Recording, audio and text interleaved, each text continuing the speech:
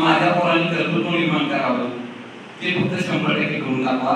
तुमच्या बापाने तुमच्यासाठी किती करून ठेवू द्या आणि तुम्ही नालायक निघाला ना तर ते सगळं शून्य करणार आहे. आणि तुमच्या बापाने तुमच्यासाठी काय करू नका ठेवू द्या, तुमच्याकडे फक्त संस्कार देऊ द्या, तुम्ही शून्यात स्वतःचं राज्य निर्माण करणार. त्यामुळे आपल्याला हे मिळालं नाही, ते मिळालं नाही, माझी परिस्थिती नव्हती, माझ्या वडिलांनी हे दिलं नाही, हे रडतच बसू नका. छत्रपती शिवाजी महाराजांच्याकडे काय होतं मला सांगा भाऊ? शून्य होतं सगळं. मी म्हणतो ना, ओसारा पुणे मिळालं होतं माझ्या छत्रपती शिवाजी महाराजांना. 361 किल्ल्यांचं स्वराज्य निर्माण केले यामध्ये. ते सगळं केलं शून्यातनं. मग आम्ही का रडतो? हे मिळालं नाही ते. आणि जगात अजिबात ऐकू नका. एकदा ठरलंय ना आपण हे करायचं आहे, जगाचं ऐकतच बसू नका, फक्त आई बापाचं ऐका. पाहुण्याचं ऐकू नका, मित्राचं ऐकू नका. कारण आई बाप सोडून तुमचं बरं झालेलं जगातल्या कुठल्याही माणसाला आवडत नाही. हे कायम लक्षात घ्या. दोनच माणसं आहेत की त्यांना वाटतं माझ्यापेक्षा यायला जास्त मिळावं. तुम्हाला वाटत असेल, तुमच्या पाहुण्याला वाटतंय, मित्राला वाटतंय, त्यांना वाटतं तुमचं बरं व्हावं, फक्त माझ्यापेक्षा जास्त नाही तिथपर्यंत. फक्त आई बाप म्हणतात जे मला मिळालं नाही ना ते माझ्या लेकरांना मिळावं. मित्रांनो, त्या माणसांना त्यांच्या चेहऱ्यावर आनंदाचे क्षण यावेत एवढ्यासाठी रात्रीचा दिवस करा. एवढंच एक मागणं मागतो. तुमच्या आयुष्य नावाच्या प्रवासाला शुभेच्छा देतो आणि थांबतो. धन्यवाद. 500हून अधिक कार्यक्रम, 60हून अधिक टीव्ही कार्यक्रमांद्वारे आणि सगळे प्राध्यापक वृंद स्वतःसाठी काहीच केलं नाही. म्हणजे आज आपला एकदम वेगळा ट्रेंड चाललाय सगळ्या पालकांचा, मुलांचा, आपल्या सगळ्यांचाच, की याच्यातून मला काय मिळणार आणि याच्यातून मला काय मिळणार ह्या वाक्यामध्ये मोठं आणि महान कार्य घडत नाही. सिंहगडच्या पायथ्याला ऑस्ट्रेलियाचा एक पर्यटक आला आणि तो न्यूझीलंडच्या पर्यटकाला म्हणतोय की do you know what is this? तर पलीकडे झालेला केनियातला पर्यटक म्हणतोय yes, all of we know this is Sinhagad made by Chhatrapati Shivaji Maharaj. असं तर केनियातला व्यक्ती सांगतोय.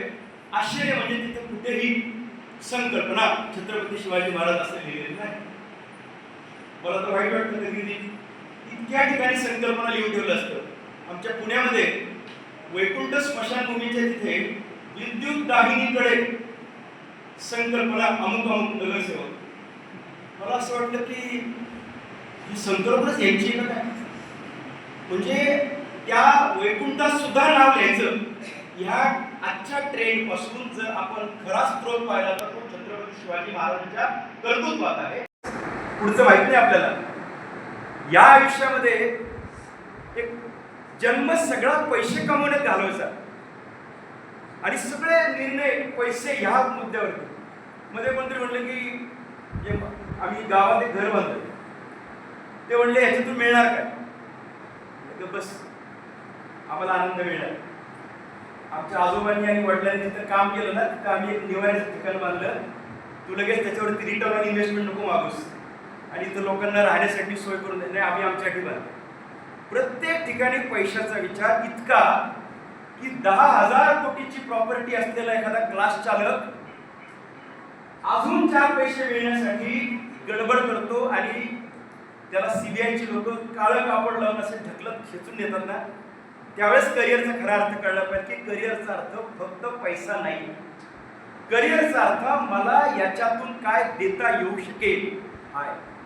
मी काय देणार, मी कोण होणार नाही, मी काय करणार, हा खूप महत्त्वाचा मुद्दा आहे. त्यामुळे दुर्दैवाने 12वीच्या निकालानंतर 10वीच्या निकालानंतर जेव्हा विद्यार्थी सर लोकांना प्रश्न विचारतात तेव्हाच त्यांचा एक प्रश्न असतो, ते म्हणजे पॅकेज किती मिळणार. प्राचार्यांचं डोकं खातो की कोणत्या कंपनी येतात, ॲव्हरेज पॅकेज किती, हायएस्ट पॅकेज किती आणि एवढं ऐकतोय का. आणि प्लेसमेंटच्या दृष्टीने मला स्वविकसन काय करायचं नाही विचार, कोणीच विचार. आपण सगळेजण थोडंसं खूपच आता ऑपरेटिव्ह लेवलला गेलो. मी म्हणेल की आज महाराजांचं लक्ष त्यांच्यावरती आपण लक्ष केंद्रित करताना हा मुद्दा जरा सुंदर घुसले. वडील आल्यानंतर ते म्हणाले थोड्या मुलाला इंजिनियर केला, धाकटीला डॉक्टर करणार.